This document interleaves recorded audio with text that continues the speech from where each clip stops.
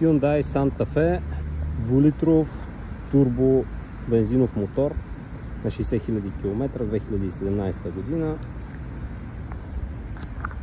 Състоянието на колата е много добро. Full X3. Започваме с функцията Smart багажник. Доближавате се до колата и багажника се отваря сам. Ето. Както виждате, голям просторен багажник, пълно оборудване.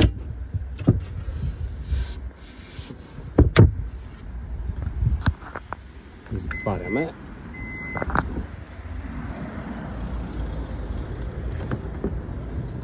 Има keyless отваряне. Зад кожен салон, много запазен, без забележки. Подгрев отзад, штори на стъклата.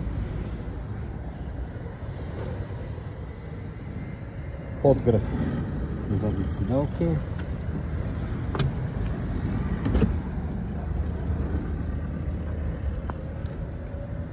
Има всички необходими екстри, мултиволан,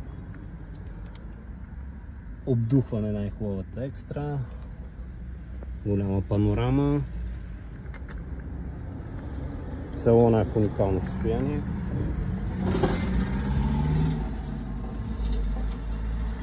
CarPlay и Android Auto, компас, мъртва точка, климатроник, платена гражданска и данъци до края на годината.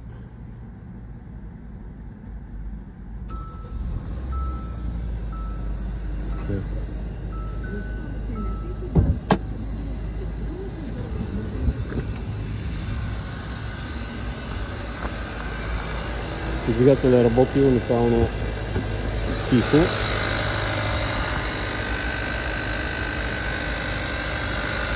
Абсолютно идентичен вид.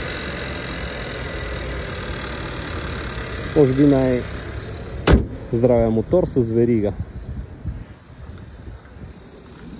Цветът е сив графит.